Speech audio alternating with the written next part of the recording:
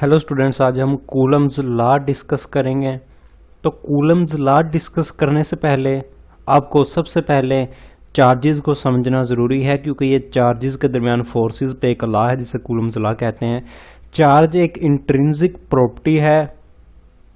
हमने पहले पढ़ चुके हैं कि चार्ज लाइक चार्जेस जो एक तरह के चार्जेस हैं एक दूसरे को रिपेल करते हैं, और जो अनलाइक चार्जेस हैं डिफरेंट नेचर के वो दूसरे को अट्रैक्ट करते हैं। For example two positive charges हैं तो वो एक दूसरे को रिपेल करेंगे क्योंकि वो दोनों पॉजिटिव हैं। अगर दो अनलाइक चार्जेस हैं, फॉर एग्जांपल एक पॉजिटिव है एक नेगेटिव है, तो एक दूसरे को अट्रैक्ट करेंगे, एक दूसरे की तरफ खींचेंगे। हमने ये ऊपर पढ़ लिया। अब कूलम्स लॉ क्या है कि वो जिस फोर्स के साथ एक दूसरे को अट्रैक्ट करते हैं या जिस फोर्स के साथ एक दूसरे को रिपेल करते हैं वो फोर्स कितनी है, उस पर कूलम्स लॉ हम डिस्कस करेंगे। तो the force between two point charges, point क्यों लिखा यहाँ पे? पॉइंट चार्ज मीन्स के बहुत छोटे चार्जेस होंगे और उनके जिसामत के मुकाबले में उनके दरमियान डिस्टेंस बहुत ज़्यादा होगा, तो उसे हम पॉइंट चार्ज कहेंगे उनकी जिसामत के मुकाबले में। The force between two point charges is directly proportional to the product of magnitude of charges. तो दो चार्जेस की जो मैग्नीट्यूड होगी उसका हम प्रोडक्ट लेंगे तो फोर्स उसके डायरेक्टली प्रोपोर्शनल होगी, and is inversely proportional to the square of distance between them.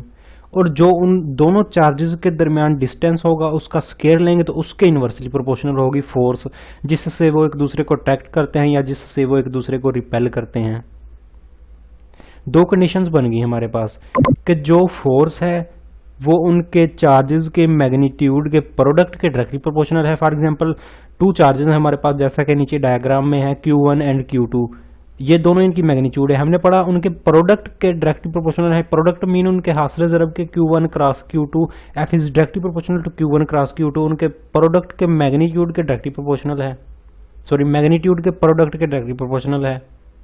और जो उनके दरमियान डिस्टेंस है उसके स्क्वायर की इनवर्सली प्रोपोर्शनल है, यानी F inversely proportional to R square या F is inversely directly proportional to 1 over R square, जो भी आप कहना चाहें। जैसा कि डायग्राम में सबसे पहले आपको एक्सप्लेन करूंगा, मैथमेटिकल फॉर्म बाद में। डायग्राम में आप देख रहे हैं ये Q1 चार्ज है, ये Q2 चार्ज है, दोनों एक दूसरे को अट्रैक्ट कर रहे हैं। इट मीन्स कि एक पॉजिटिव है एक नेगेटिव है, क्योंकि अनलाइक चार्जेस ही एक दूसरे को अट्रैक्ट करते हैं, लाइक चार्जेस एक दूसरे को रिपेल करते हैं। हमने ये पहले पढ़ चुके हैं। एक पॉजिटिव है एक नेगेटिव है, दोनों एक दूसरे को अट्रैक्ट कर रहे हैं। ये साइन जो है एरो का ये आपको नजर आ रहा है, दोनों एक दूसरे की तरफ है, यानी एक दूसरे को दोनों अट्रैक्ट कर रहे हैं। और उनके दरमियान जो डिस्टेंस है वो आर है, जो स्मॉलर आर में लिखा हुआ है यहाँ पे डायग्राम में। डायग्राम बी में आप देख रहे हैं कि दोनों चार्जेस एक दूसरे को रिपेल कर रहे हैं। मीन्स के दोनों चार्जेस जो हैं लाइक चार्जेस हैं, यानी कि दोनों या पॉजिटिव हैं या दोनों नेगेटिव हैं, जो भी आप कंसिडर कर लें।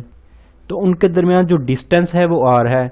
ये कंडीशन मैटर नहीं करती कि वो एक दूसरे को अट्रैक्ट कर रहे हैं या रिपेल कर रहे हैं। कूलम्स लॉ हमें बताता है कि या वो अट्रैक्ट कर रहे हैं या वो रिपेल कर रहे हैं। जिस फोर्स के साथ वो अट्रैक्ट कर रहे हैं या रिपेल कर रहे हैं वो फोर्स क्या है, उसे हम कूलम्स लॉ कहते हैं।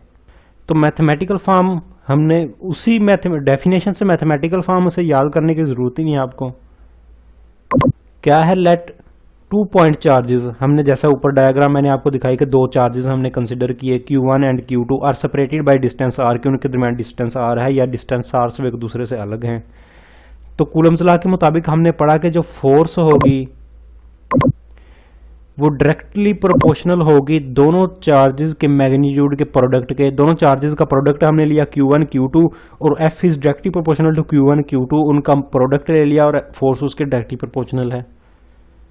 सेकेंडली हमने पढ़ा कि फोर्स जो है उनके दरमियान जो डिस्टेंस है उसके स्क्वायर के इनवर्सली प्रोपोर्शनल है, जैसा कि नीचे लिखा हुआ है F inversely proportional to R square या F is directly proportional to 1 over R square, जैसे भी आप कहना चाहें। तो आपके पास दो कंडीशंस बन गई, एक Q1 और Q2 के डायरेक्टली प्रोपोर्शनल और सेकंड क्या है R स्क्वायर की इनवर्सली प्रोपोर्शनल। दोनों को आप इकट्ठा कर लें, जैसा कि थर्ड में क्वेश्चन में इकट्ठा किया हुआ है दोनों को Q1 Q2 over R square, दोनों इकट्ठी होगी। हमने पढ़ा है कि हम प्रोपोर्शनैलिटी को खत्म करने के लिए एक कांस्टेंट यूज करते हैं, हमने K यूज किया और F is equal to K Q1 Q2 over R square हमने इक्वेशन बना दी। प्रोपोर्शनैलिटी हमने यहाँ से खत्म कर दी। K क्या है? आप सबको पता है कि k इज अ कांस्टेंट है। कौन सा कांस्टेंट है वो मैं आपको बता देता हूँ। And it's value depends upon the nature of the medium for free space. It's value is k एक कांस्टेंट है और इसकी value nature of the medium पे डिपेंड करती है, यानी कि दो चार्जेस के दरमियान जो नेचर है, दो चार्जेस पड़े हुए हैं, उनके दरमियान हवा है, उनके दरमियान एक पेज रखा हुआ है आपने, एक पेपर रखा हुआ है, उनके दरमियान कार्डबोर्ड है, उनके दरमियान टेबल है, उनके दरमियान चेयर है, जो भी है उनके दरमियान उस पर k की वैल्यू डिपेंड करती है, क्योंकि दोनों चार्जेस एक दूसरे को अट्रैक्ट करेंगे। अगर उनके दरमियान आप कोई चीज़ रख देते हैं तो ऑब्वियसली उनके अट्रैक्शन की जो फोर्स है वो डिक्रीज हो जाएगी, या उनकी रिपल्जन की जो फोर्स है वो डिक्रीज हो जाएगी अगर कोई चीज़ रखते हैं। तो k की वैल्यू जो है वो डिपेंड करती है मीडियम पे, जो उनके दरमियान मीडियम है, यही यहाँ पे लिखा हुआ है। और जो फ्री स्पेस के लिए जो k की वैल्यू है वो यहाँ पे लिखी हुई है 1/4 पाई एप्सिलॉन नॉट, ये जो इक्वेशन आप देख रहे हैं।